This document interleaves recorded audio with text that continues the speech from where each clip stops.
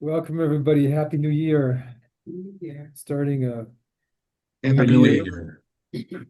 and our today will be connected to the parashah. As I've been saying, where our the way I've been looking at our whole Thursday morning class.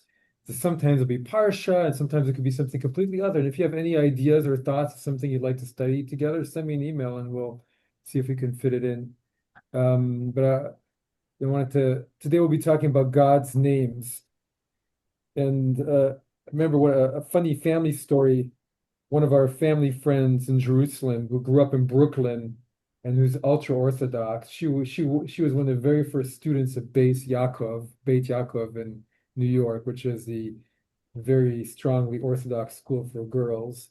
Anyway, she grew up ultra Orthodox. Her father was a very famous ultra Orthodox leader called the Big Boss, and he brought a lot of young yeshiva buchers to ultra Orthodox religion. And her grandfather wore 50 pairs of tzitzit, and her grandmother had to wash all of them, and the 50 pairs of tzitzit.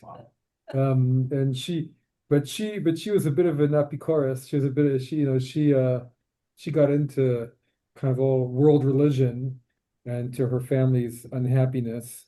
And her family lived in Mea Sharim, which is a very religious part of Jerusalem, and then other places all around the world where her father was her husband was a diamond dealer and rabbi, and also into this stuff. And she was one of the first people in Israel who would bring Eastern teachers to Israel. And so because they had money, she was a diamond dealer. So she developed a relationship in India with a very famous Zen teacher, and she brought him to Israel, and she didn't care. She would take him to the ultra-Orthodox neighborhood and introduce him to everybody there. And so, it's like today, back then in the 60s and 70s, a lot of the ultra-Orthodox are American. And so wherever she would take the Zen master, he'd hear people say, they could do in the Orthodox world, they say Baruch Hashem, also say thank God, but with kind of thank God, thank God, thank God. So it's going around and hearing all these people saying thank God, thank God. So he said, and her name, she passed away a few weeks ago, a month ago, was Minna. He goes, Minna-san, who are these 10 gods? Says, right? They weren't saying 10 gods, but we do have all these different names for God too. And the reason we say Baruch Hashem, or thank God, is really the English version of saying Baruch Hashem, is because we don't say Baruch, God's name we don't know how to pronounce. And we usually don't say we Adonai, we usually don't say outside of liturgy. And so you go all the way down to the name, right? Baruch Hashem, you say Hashem instead of saying Adonai, which we say instead of saying Yud He Vav He. So you're trying to keep it so sacred, you're going all the way down. And as we know, some people, when they write God, even in English, write G-D. And when when I was in rabbinical school, one of the heads of the rabbinical school tried to beat it out of the rabbinical students who came in doing G-D and said, that's unctious Frumkeit. That's very, Which is that's very, and so here, because it's like, there's a power to keeping something sacred, but there's also and there's also, let's be reasonable about it. And I remember, in an Orthodox services, let's say you're singing a prayer even in the middle of a service, and you're singing the verse twice. The first verse people will say Adonai, and the second time they sing it, they'll say Hashem, because the first time is part of the liturgy, and the second time it's your own singing. So why you shouldn't just say Hashem? And in conservative view, we don't do that because we feel you're still in the middle of a service. Like, this is liturgy. You can say God, not even God's name. It's God. It's the replacing God's name with what's not God's name. So yeah. it's also interesting because the use mention problem in philosophy, where you use something, you use a word and you mention it, two different things. Well, with the God, the G-D is a mention of God. It's not a use of God. And then the other, when you actually say God's name, you're actually using God's name. So you're putting together the use mentioned dialectic in an interesting way having to do with God, which means something to me because I'm really into that stuff, but it may not mean something. It's a little bit different because it's connected to halacha about blotting out the name of God in many ways and about saying it. Go ahead. Well, it's to keep it empty too. Yeah, there was a Yeah. Facebook group that I belonged to, and there was a discussion about G-D. G-D. Why use a wrote why because even G-O-D is not the name of God. Yes. It's just another It's name. an English form. And, right, yeah. and it's an English form, and we Exactly. don't know what That's the why- name of that's God why is, it and we says don't unctuous pronounce God. it, and Yeah. so we don't need to use G-D. That's exactly why you say it's taking it too far because Yeah. it's an English, just never it's not God's understood that, name. yeah. Yeah, it's not God's name. And so but there is a very powerful instinct there, which is how do you keep something sacred, right? And there is this idea, the God's name, Yud He Vav He, this is what the Ari says, it contains the whole power of the universe in it. And that we have this tradition that in the temple, it was only said, in the second temple of times, towards the end, it was only said once a year by the high priest when you'd come out of the Holy of Holies and say the name out loud. And the combination of going into Holy of Holies and coming out and saying the name, right? We call it Shem HaMiforash, said it explicitly. When you say the name, it would create a powerful spiritual reaction that would wipe out the sins of all the people because of the spiritual power. What happens? And so there's a tremendous, right? We say, what do we say at the end of Aleinu?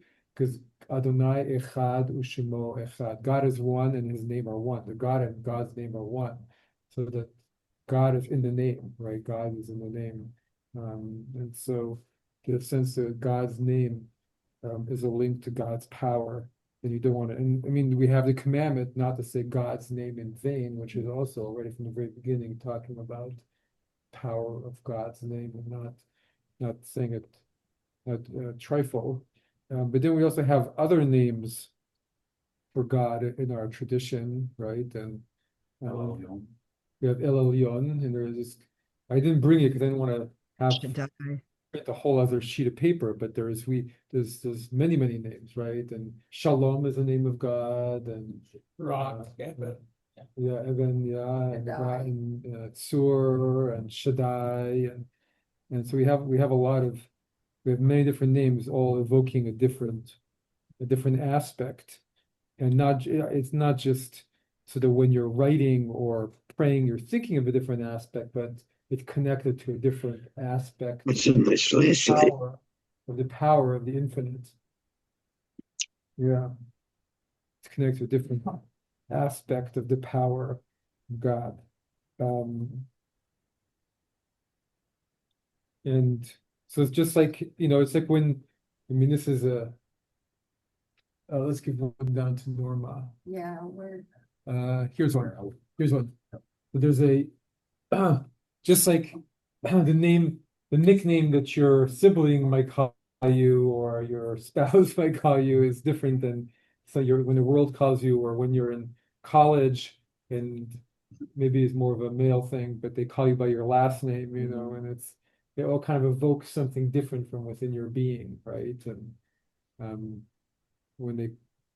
so this is that, but with God's infinity kind of evoking a different aspect, a different window, and a different response as well, right? Just like when someone calls you Mr. some so and so, or in my case, I get Rabbi, it evokes kind of a different response than when you get called by your first name.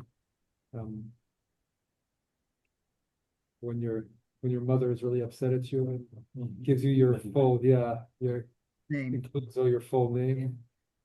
And so here too, and there's a sense, we'll get to this, of the revelation of God's name through this Torah, and also the idea of humanity's continual revelation of God's name. So let's begin. Alan, do you mind reading for us? Yes, we're down an owl, so I'm just moving the laptop around. Number one, Exodus 3:13. And Moses said unto God, Behold, when I come to the children of Israel, and shall say to them, The God of your ancestors has sent me to you. And they say to me, What is his name? What shall I say to them? So let's stop there. So I should give in context, right? This is the burning bush.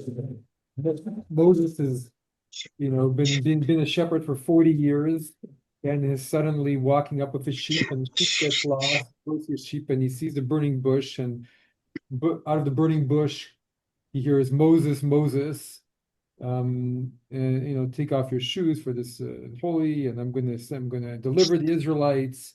Is this a reasonable response from Moses, do you think? He finds to be a reasonable response. Sure, Okay, sure, yeah, sure. right? He wants to have some definition of what call him. And then he gets something that really isn't a definition at all, which is interesting. Yeah, So in the general culture that Moses lived in, gods had names. gods had names, right? Beautiful. Yeah, there were, right? Every Egyptian god had its name and its temple and its different thing, and so it's maybe Moses is getting down to nitty gritty pretty quickly. You give me a mission. I want to know what I'm getting myself into. What do I say? So let's continue. And God said, Okay, and God said to Moses, Ehiyah asher Ehiyah, I am that I am, or I will be that I will be. And he said, This will you say unto the children of Israel. I am, or I will be. Yeah. Ehiyah sent me to you. And God said to Moses, This will you say to the children of Israel. The Lord, the God of your fathers, the God of Abraham, the God of Isaac, and the God of Jacob has sent me to you. This is my name forever, and this is how you will remember me generation to generation. What do you make of I am that I am, or the difference with I will be that I will be, and then this is my name forever? Can I be a nerd? Sure. So, I mean, this is in the call imperfect tense. And so, Yeah. Hebrew doesn't have, actually, it doesn't even have tense, right? Yeah. So it doesn't have past, it Biblically, doesn't have future. Yeah. So either the verb is completed or it's incomplete. If it's in call, if it's the call imperfect, you're indicating an ongoing or yet to be Process complete. of being, yeah. And so this is a being saying, I'm not static. I'm ongoing, I'm moving, I'm incomplete, not in the sense of lacking wholeness in being, but I am activity and my activity is not done. I I'm love that. becoming. Or I am self-reference itself. Or could be I am pure reflection. right. Interestingly enough, it's something that you have too. It's something that you can absolutely relate to, because inside yourself, you have exactly the same I am. Pure reflective Except move by yourself. maybe the way to get there is the second you try and relate to it, then you're already not doing it. So Right. when you stop relating Right. to anything, is that you are, because it's I am becoming, or I will be, or so I think the I am that I am is actually pretty good, even though Yeah, the sure. I am I will be, or I am I will be that I will be, or I'm becoming is more denotes the movement, but I am that I am is powerful also because there's a purity to it, which there's movement to the other, which is also powerful too.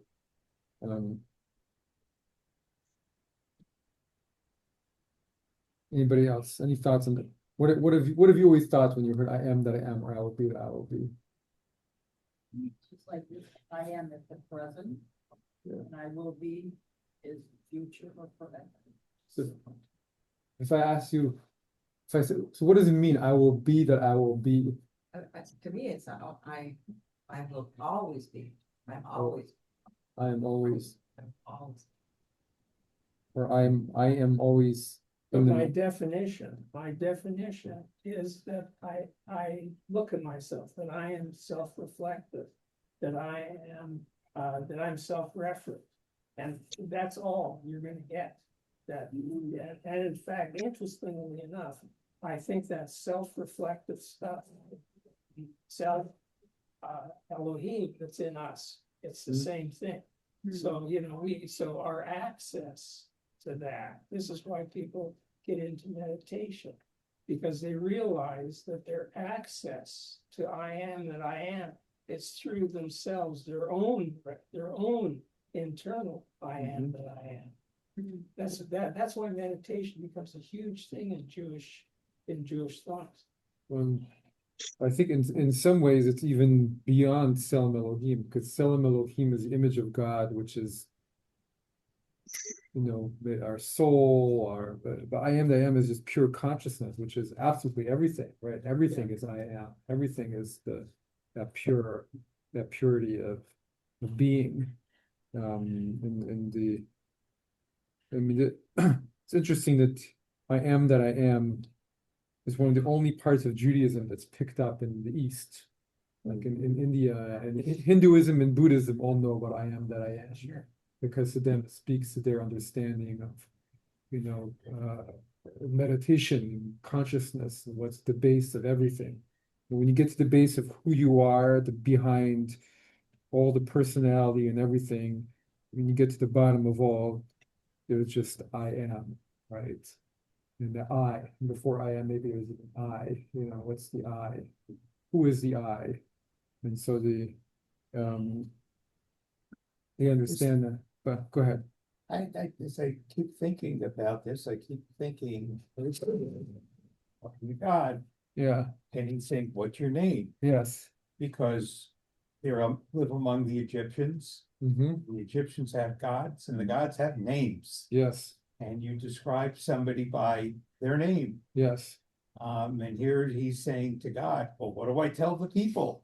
And God says something, it's hard to It's not understand. very hard to understand. It's not a name. It's not a, this is me. This is what I am, not this is who I am. And It's a name. It's a name that's a beyond. It's not a name, right? It's a name that names itself. It's well, but self-reflective. if you're one It's a of creep. the Israelites, Yes. that Moses then is going to come and say, this is who I talk Hey, to. yeah, I can just see them saying, I am. what?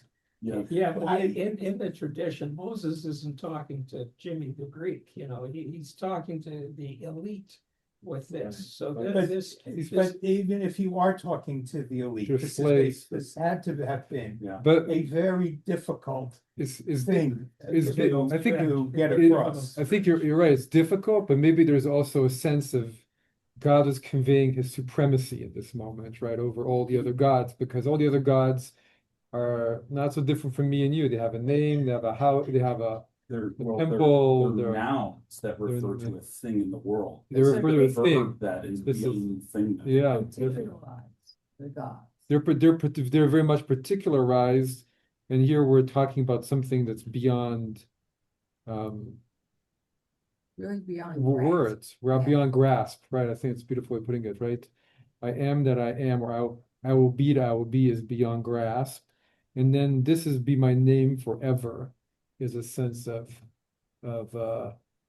again supremacy. Or this This could be is a presence that could be with you all the time. yeah, yeah. there is, but and That's why people are attracted to Hebraism. It's because of this, because of the non-concreteness of the divinity, because of what's called negative theology. I mean, this is really the center of, for at least for my mind, the center of being Jewish is that notion. well right? The eheyeh comes from the verb being, right? Which is still the verb for being, like I was doing this, what, right? Is or you would see, you would use that verb. It's still the verb lehiyot, which means to be. So it's the what's your name being, which it's not. It's a you're showing. Don't try and understand me, my friend. And I remember when this is kind of what God was saying to Moses, but there's power there, right? And you can imagine God saying this to at the burning bush, a tremendous power. But it's true if God is saying, "My name is Shaddai," that's more familiar. But it's kind of like an introduction. Something big is about to happen here, and I'm giving you're accessing a whole other level of what God can be from before than before. This is a whole new level, and right, the name of Shemot is the name of Exodus in Hebrew, which is from the second word of the book, Ele Shemot. These are the names, but it's also midrashically, because this is the book of names where they're going to get to know who God is, and Pharaoh's going to get to know who God is, and maybe we're still getting to know who God is. This is God's. Rabbi, can I say something Yeah, about please go this ahead, man. about this introduction? Because this has troubled me for years.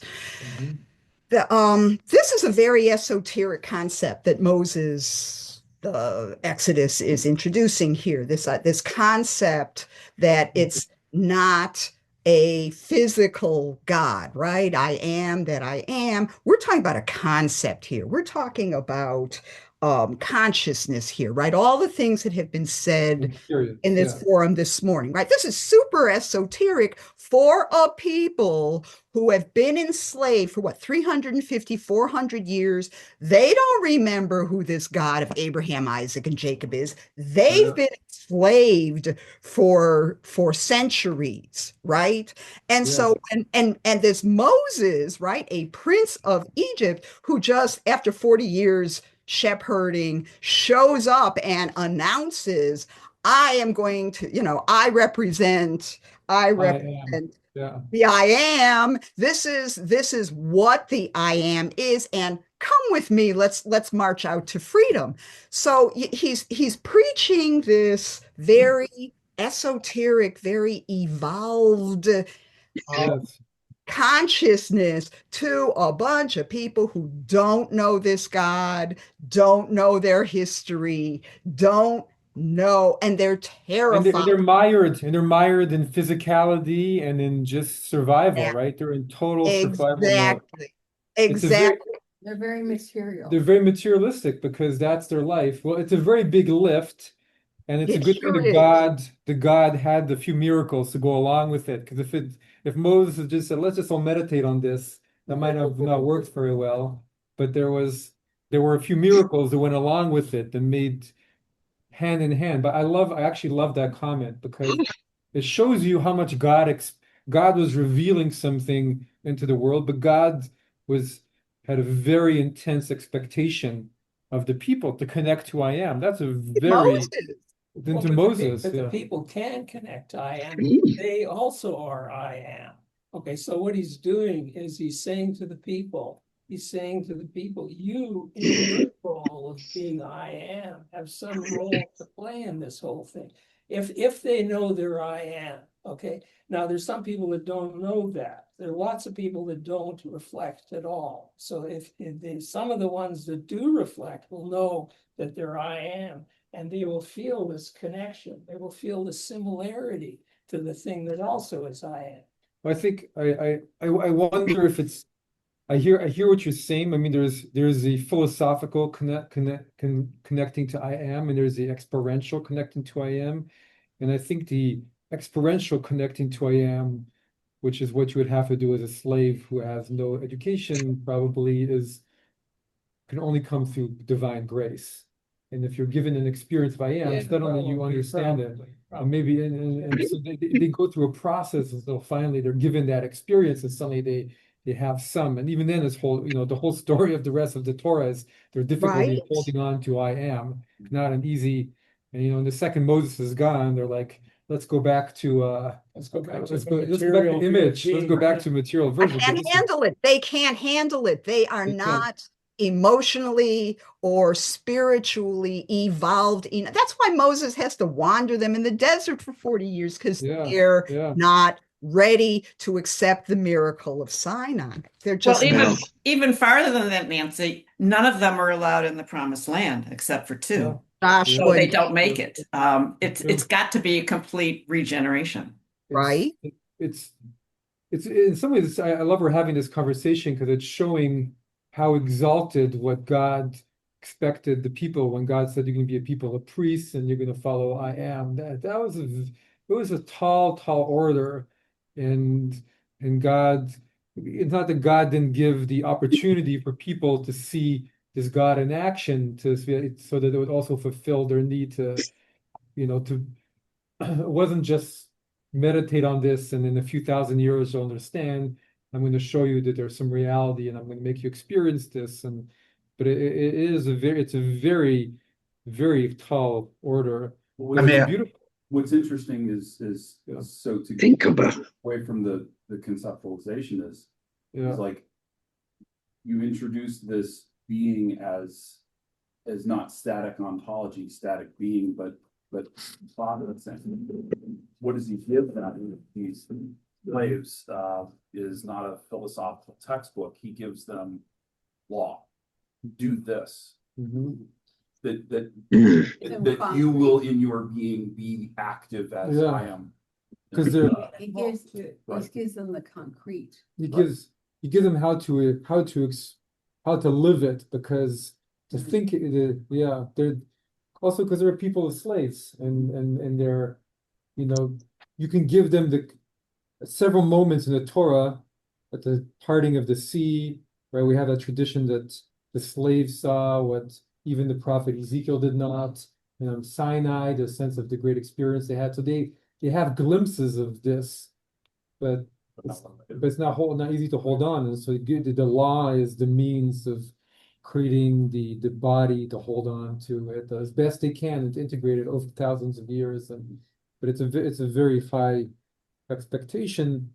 But this is what I said in my opening conversation to go to rabbinical school. I talked about this with the dean of the rabbinical school. That's cool. And I said that I thought that the Judaism was God's means of trying to speed up the evolution of mankind by giving one people a very kind of lofty version of living and of the universe, and kind of giving it sped up evolution in a very challenging but powerful way, and then have them kind of over time learn how to live it and do it, and then eventually spread to the rest of the world as it did in a different kind of So how do we sort of piece here together, this I am? What's the process? What do we do to become this reflective, that we can reflect on ourselves? We can and reflecting on ourselves is like looking at ourselves. My wife says, and there's something about presencing that happens. Because being looking at itself is always in the present. Yeah. Being doesn't, so what do you do to get this? Lots of whiskey? I'm not sure whiskey will take. I mean, with a tiny little glimpse, but In the beginning. but it's a really interesting question, and I think that like you're saying, meditating and prayer, obviously all these things help get you there. But you see that our traditions wrestled with this because we've kept the name so sacred, right? The name of being so sacred, you can't even say it. You can't even say the one after. We've made it to not say the one because we recognize how powerful it is. But how do you both keep it so sacred but also access it at the same time? Because if you're not accessing it, why are you keeping it sacred? By keeping it sacred, you're also pointing attention to it. You're You're bringing a huge you amount are. of attention to it. You're bringing your but if you you have to still keep your eye on the prize. If you don't keep your eye on the prize, then you're at a certain point maybe you're losing touch with it. But let's go on to let's keep going on a little bit.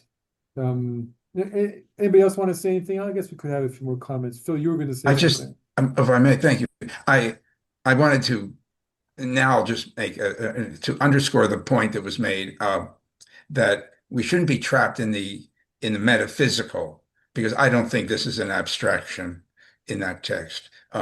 And many philosophers have seized on that as if it were a kind of a proto metaphysics instead of the what you said experiential. I think you said. I think that's all I wanted to say. Thank you.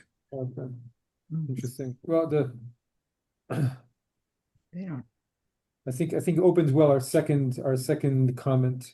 Leslie, if you don't mind, number 2. Levi Yitzhak of Berdyshev, Kedushat Levi Torsha Portion Shemot. So he's a Hasidic rabbi who's talking about I will be that I will be, in a way that's trying to make it relatable in some way.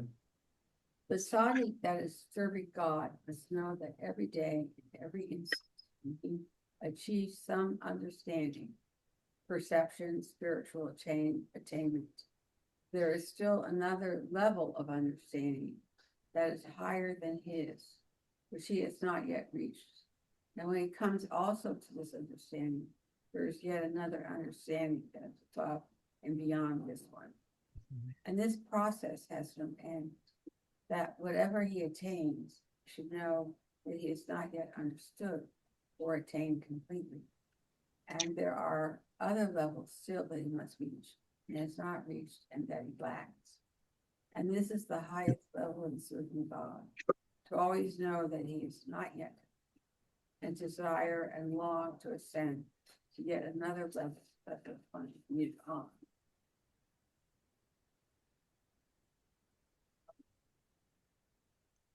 And it can be said that this is the level of Ea Asher Ea. I will be what I shall be. That is, that right now my attainment, yet only in the future will it be. And in the future he will reach, when he reaches this perception, the perception also he shall know even more so that his attainment is incomplete, and will have faith in God that he will attain also this next level of attainment. And this is what I shall be, and this is I will be what I shall be, that there is no end to the process, that every time he reaches a level, he knows that there is yet a higher level than this out into infinity. And this is the path of the Tzaddik God. So I didn't have time to change he or she. I like to add here, of course. Okay. It's not just he or she. It's not just he. And so I remember when I was studying this, I will be with a in Jerusalem with an yeshiva. The teacher said, "What does this mean? I will be that I will be." God was saying, you can't put me into a box. The second you think what I am, I'm already something else. Don't and so here Rabbi Levi Yitzchak is kind of also is relating that to when God opened that, when you say El Shaddai, you can say, well, I know what El Shaddai is. When if you say God's name is I will be that I will be, you will never know what God is. You will never know you always there's an infinity there. It's always becoming something else that we're always trying to reach beyond. I think I know what my Judaism is about. I'm okay. I know everything about my Judaism now. You're always morphing into something else. Everything in life is always morphing into something else, and God is too. And so to know God, you have to always keep trying to reach further and higher and deeper, and to know yourself, to know God, to know the universe, to know what Judaism is about. And it's always, yeah. Oh, I was reflecting, but how do you have time if you're a slave or coming out of that to be able to even consider those things? So I can grasp what Nancy's saying. It's, even today, if people are in difficult situations, they're working day and night, they don't have time for anything to do but try maybe get some sleep and eat something and be back at work and fall into bed again at night. And 100% true. And I think that's this guy. I mean, look what God did to them, right? God took them out of Egypt with an outstretched hand. And then for 40 years, God gave them the food they needed and just had them wandering all day long and told them exactly where to stop and when to start. It basically, they had very little will of their own for those 40 years. And so they were just imbibing, philosophy and theology are trying to explain the same time spirit. It's all connected, right? It's the same trying to understand it, but they were just living it, perhaps. They were experiencing something and they were just trying to digest it as best they can, which is what most people are trying to digest their reality as best they can. But their reality was pretty unusual if you read the Torah, right? Their reality was something that was reshaping them in a way that was just beyond their normal understanding. But it was, the big question of why did God pick a people of slaves to have this experiment with? Maybe because he could kind of work with a blank slate, right?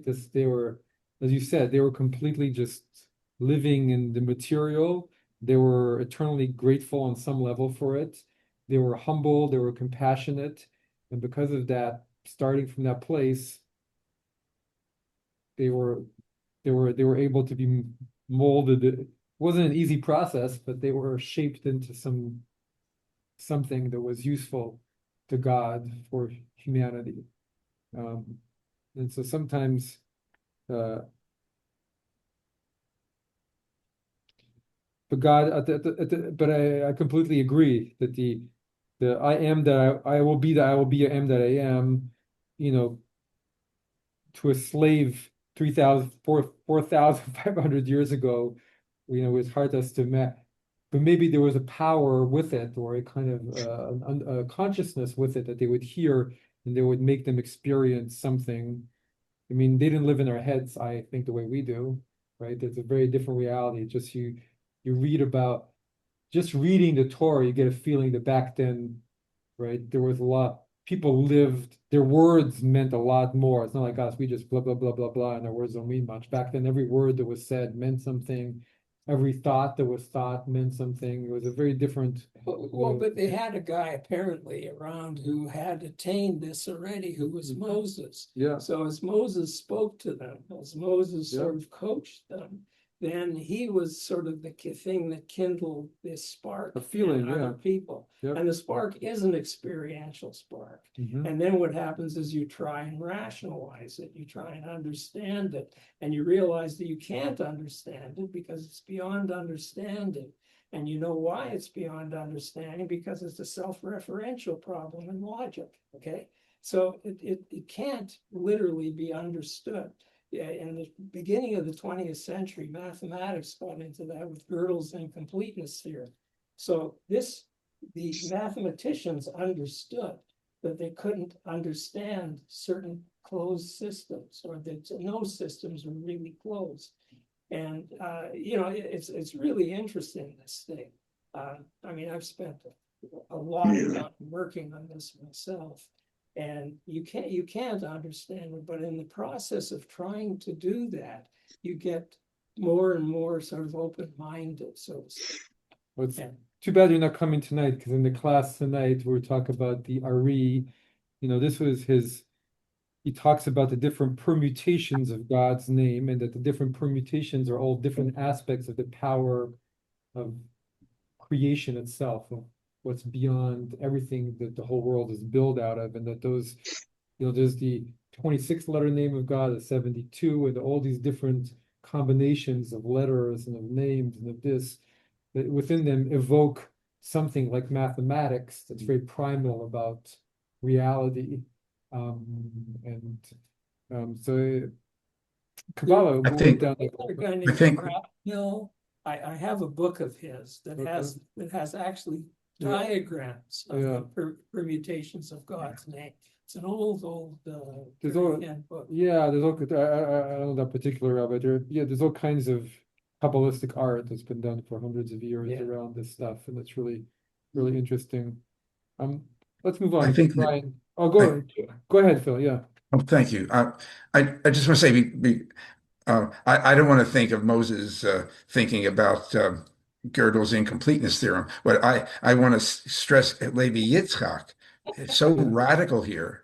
It's hard to overstate how radical his statement is when he moves into talking about the levels and how the whole experience has to be getting to the next level, and then the next level means realizing that there's another level and so on. And then he switches to the yeah, sure, yeah, applying it to the individual. Somebody mentioned this before, but here it's Yeah, directly stated that he to say that it applies to the individual.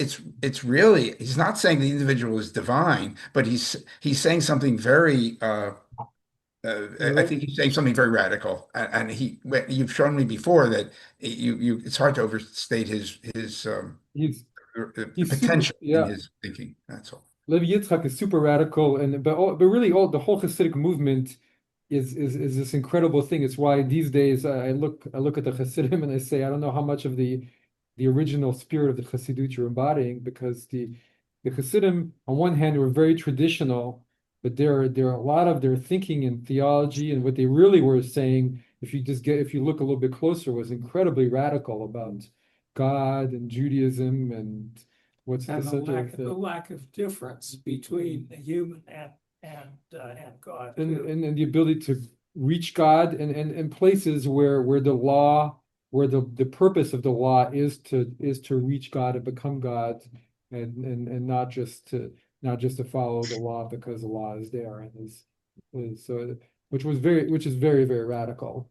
And once the non-Hasidim actually heard wind of it, they were very unhappy about it, and that's why they started a war against the Hasidim, and eventually they all joined together against Reform Jews and became best buddies. But it was that was the for decades the greatest insult for a non-Hasidic or Jew was to marry was to have his child marry a Hasidic Jew, because of what they were hearing about it. On the other hand, after a while, I think they also understood that the spirit of it was completely authentic to Judaism, which was it was just realigning certain fundamental pieces in a way that was always there, but had kind of lost its voice within the internal conversation of the people in some ways, and so it was reigniting those voices. But it's there. Everything they're saying is coming from within, but it's just saying it in ways that become radical within rabbinic Judaism. Let's move forward a little bit. Ryan, so we're going to go to the other names of God a little bit and then see how. I think that the next source particularly will speak to our conversation, which I've been really enjoying. Go ahead, Ryan. When Avram was 99 years old, Adonai appeared to Avram and said to him, I am El Shaddai, walk in my ways and be blameless. Okay. So we'll get to a comment on that, but this is El Shaddai. And I want to introduce these two names before we look at commentary on them. So we know El Shaddai from what? From mezuzot, right? Mezuzot have the name Shaddai on it. And when you make the tefillin, on your hand it says Shaddai. It says Shaddai. So Shaddai is still a very important name of God. And It's usually just represented by a shin. right, a shin or shin daled yud, but the shin represents Shaddai, right? In art, Shaddai appears a lot in Jewish art, because we'll get into it, but it's protective. Shaddai, I mean remember the biblical scholars say it might be referring to the old word for breasts. And it's kind of like a woman, it's like a motherly force of protection, of nurturing. But we have other ways of looking at it too. But let's get to so we had, and I love that we've been talking about this. God reveals to Moses at the burning bush. Then we have Moses going to the people in Egypt, which is now 3 chapters later in Exodus. And God is now explaining another level of the same name, perhaps. Ryan, would you mind continuing? This is the beginning of the next parsha of era. God spoke to Moses and said to him, I am Adonai. I appeared to Abraham, Isaac, and Jacob as El Shaddai, but I did not make myself known to them by my name, Adonai. I also established my covenant with them to give them the land of Canaan, the land in which they lived as sojourners. I have now heard the moaning of the Israelites because the Egyptians are holding them in bondage. I have remembered my covenant. Say therefore to the Israelite people, I am Adonai. I will free you from the labors of the Egyptians and deliver you from their bondage. I will redeem you with an outstretched arm and through extraordinary chastisements. And I will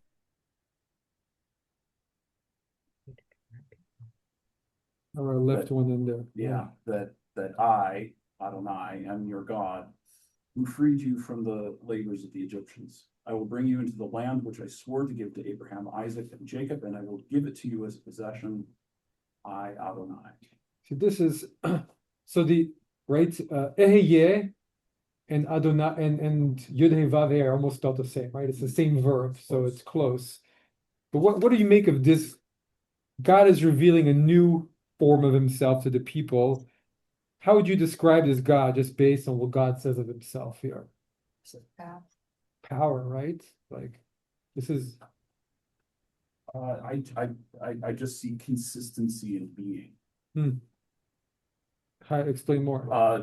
I've promised this. I know it seems like it's been a long time for you all, but for me that's like a day. And I'm still here. I'm still doing the things that I said I would do before. I'm doing them now. Guess what? 4,000 years from now, I'll still be doing them. And at the close of time, I guess what? Will still be doing them. There's a consistency Love of that. being. Yeah, that's good. That's And, cool. and I think it comes also from I did not make myself known to them by my name Yud He Vav He, which means that was my name back then. They just didn't know it, right? So it creates a sense of this is who I've always been, and now you're going to know me in a whole other way.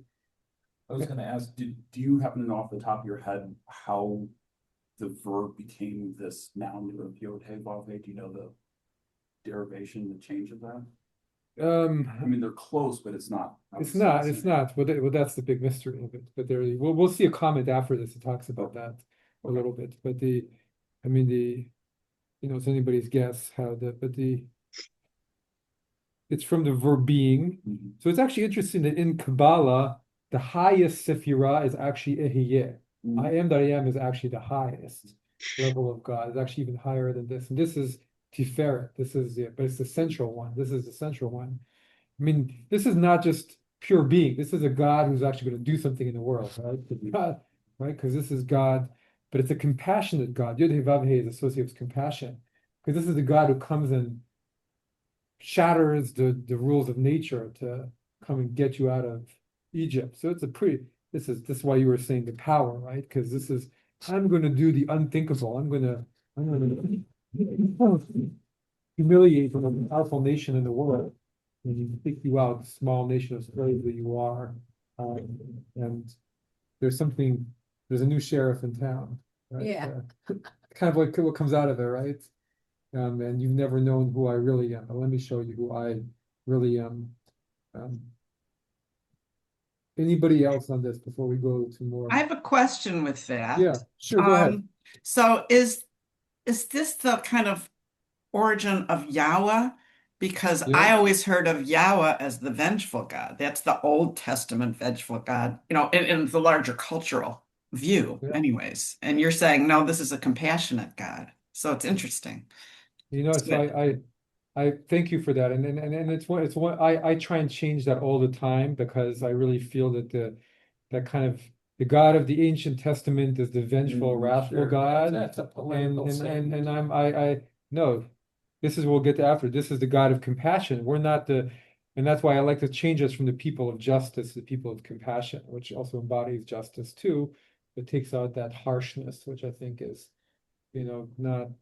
I mean, the God in the Torah is a God that's also described in a way to speak to the people that were 4,000 years ago. But when you see God reveal God's self in the moments of revelation, it's a God of compassion, right? Who comes to help them at this moment, and we'll go afterwards. So the other moment where we really have it. But I agree with you that that script of Yud He Vav He being the God of wrath is not at all in the Jewish tradition, and because in the Jewish tradition, if we have to, I don't think we're gonna have time to get to it, but Elohim is the God in nature, and Elohim is kind of like the Force in Star Wars, and that can be powerful and wrathful because it follows the laws of cause and effect. It's derived from the Canaanites. You know, hell. Yeah. Do you know where that shift came? I mean, it's probably early Christianity somewhere, but I don't know. It's an interesting shift.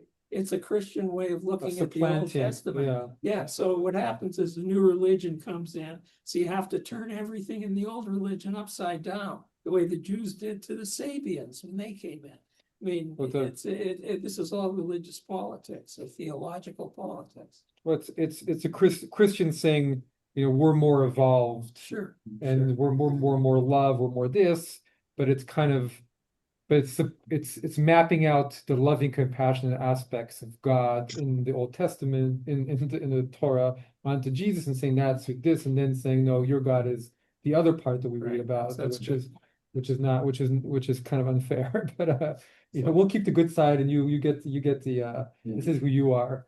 But so again, the Ari and Kabbalah imagines that Yud He Vav He, when God has no image, but when they say, when they have visions, there was somebody in Kabbalah had a vision of God, and that God had a beard, and that there were 13 well springs of compassion flowing down into our world.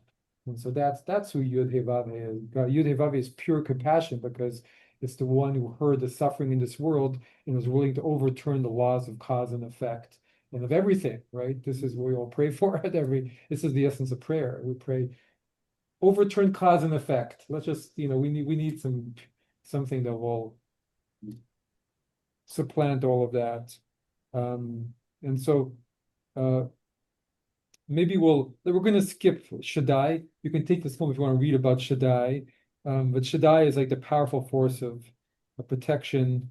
And we're going to go to 6, because based on this conversation, I want to continue going on Yud He Vav He. So if we go, Norma, if you don't mind reading number 6. This comes right after the golden calf, and it's exactly what we were talking about, and what you asked, Barbara.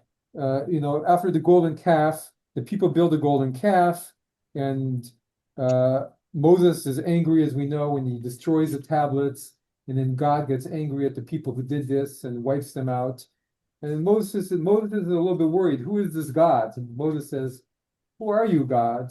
And then we have the revelation here of the 13 attributes of compassion, which is the most sung part of our liturgy, and except for the Shema, and very important. So go ahead, Norma. Am I reading? Behave within the parameters, and it'll be good to you. Gracious, slow to anger, abounding in kindness and faithfulness, extending kindness to the 1,000th generation, forgiving iniquity, transgression, and sin. Right. So this is the revelation of the Adonai, El Rachum B'Chamim Erech Apayim V'Rav Chesed V'Emet Noter Chesed Alafim Yosei Avon V'Chesed V'Chatav. Yeah. So we can go over it, but the what do you get from reading this revelation of God? Pretty forgiving, right? It's like I extend kindness to the 1,000th generation. What does that mean? It means it's an inconvenient data point in the early Christian polemics. Yes. Yeah. Yes. Yeah. Well, it's so this is who or we're asking who Yud He Vav He is. This is who Yud He Vav He is, right? This is first of all, I love how it's trying to explain something that's beyond explanation. So you have to dance around it with all these attributes, right? And all these kind of explanations of who God is. Well, right? So, we already know that we can't talk about that. We can't talk about it. We already know that all of that is sort of a political rap. It's a political rap, but Moses says, who are you? And so God has to give him something and has to give the people something. And so this allows Moses to go back to the people and say, this is our God, right? Our God is a God who's compassionate and gracious, who's slow to anger, despite what you just saw happen. And, but Rabbi, yeah, go ahead. You've chosen to, not that you're hiding anything here, but you've chosen to leave out exactly what we leave out in the Machshir, I know. where it says, it says, and it doesn't forgive. Definitely, Yes, Loban and Nakeh, Lo Yinakeh. But Oh, there's a yeah. reason the rabbis left it out and I left it out too. But because so this is, it's kind of like the carrot and the stick, right? Um, there's a I'm saying that God has all attributes, or having all attributes has no attributes. well, it's also if you say God, I mean this is now I'm playing the game, but I'm saying if you tell a if your child says to you, if let's say one of my children has just done something really bad, and I'm saying I'm taking away your birthday present. That's how bad it was. They'd have to do something pretty bad for me to do it. But they start crying and say, "Who are you, God?" And I just, father, sorry. And he said, "No, I love you. I love you Easy infinitely. mistake to make. I love you infinitely, right? I love you infinitely, and I'll always love you, and I'll love you forever, and I'll always forgive whatever you do. But if you ever do that again, I will not. You're going to be in serious trouble, Yeah. right? Because you can't. If you just say, "I'll forgive everything," do okay, I'm going to go do whatever I No, need. you take You the can't. shape that's You can't. You necessary. take the shape that's necessary. So That's right. it's like I will always love you. I will always be there for you. I love you to infinity. I love you so much, even though you did this thing. And don't worry, it's not the end of the world. But if you ever do it again, the same thing will happen again. You have to say that, right? Because that's what it means to be a parent. Because if not, they're just going to go and do it again or do worse. So it's Well, that's yeah, and that's it's not a the contradiction. It's not even taking a different shape. Love is correct. love, Love yeah. is Love in this appropriately world. harsh. Yeah, love in this world has to be corrective because if not, there is no, It's chaos. it's chaos. And but there is a place where that love is connected to a place. This is where again, the names of gods, that love is connected to a place that's beyond correction, beyond the idea of correction, beyond the idea of sin, beyond the idea that there's anything good or bad or wrong or up or down Right. or anything. And that place is the only way you can experience it is pure love and pure compassion. And that's what, and you can reach that too if you connect to God and become. Yeah, you gotta dig a deep hole into yourself. You gotta get out a real special shovel and just be digging away. You have to keep. You have to, and you have to go beyond that parts of you that are also bound in the world with all of its different stories and everything. So I'm going to read myself the last bit here. It's a little bit educational and I think important what we're talking about, which is one of the ways that our tradition speaks of the name is we call it Havaya. Havaya means being. So one of the names you call Yud He Vav He is you call it Havaya. So Havaya is the pronunciation used for God's essential name spelled with the four letters Yud He Vav He. So what you pronounce, Barbara, is one of the ways that scholars believe that name may have been pronounced, and might be the way, but we keep it sacred. And Havaya is the most sacred of the names of God, although no name can fully express God's essence. Havaya refers to God's essence. For this reason, it is sometimes referred to as the essential name, Shema Etzem, or the unique name, Shema Meyuchad, or the explicit name, Shema Meforash. Due to its great sanctity, its name may only pronounce in a temple, and its correct pronunciation is not known today. For this reason, we refer to this name by either the word Hashem, which simply means the name, or Havaya, one of the permutations of its letters. I encourage you to read all kinds of stuff, but I do want to read, go to source number 9 quickly. I'm going to read it. This is from the Shulchan Aruch. This is from the book of Jewish law, which is prescriptive about how we live our Jewish lives. One should concentrate in blessings of the meaning of the words, and when mentioning the name Hashem, right, Adonai, concentrate on the meaning of the recital being lordship, that he is the master of all, and concentrate on the Yud He, that was, is, and will be, and okay, so it's kind of saying that when you say Yud He, Vav He, you can just concentrate on being. So when you say Adonai, you can both concentrate on that form of God as being the master of everything, which is dualistic, but you can also just say was, is, will be, which is that I am that I am. So this is actually telling you when you say these names in prayer or in blessings, you should be thinking about this. You should try and get to the I am. You should try and embody that. You should think about it. This is Jewish law. You should, as best you can, when you say a blessing or a prayer, go to that place of pure being and knowing that that is the God of pure compassion.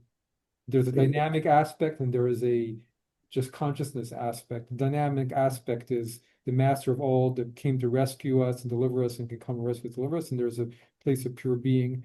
And when one mentions Elohim, concentrate on the He is strength, master of all, the master of the powers of all. And then I've got to go, but I encourage you to read this last bit, which is a description from the Talmud, which gives us a little window into how the four-letter name of God came to be not pronounced anymore, but just be a name that was said in other ways. Thank you, everyone. Very good. Thank you. Thank you Thank very you. much. Thank you all. Sorry to be Thank you. Happy Thank you, New very Year. interesting. Fascinating as always. It was You stretch my world. hard for the slaves and hard for everyone, but there's some great power locked into it. And we try to unlock it the more we go, because it brings power to our religious life, to our Jewish life.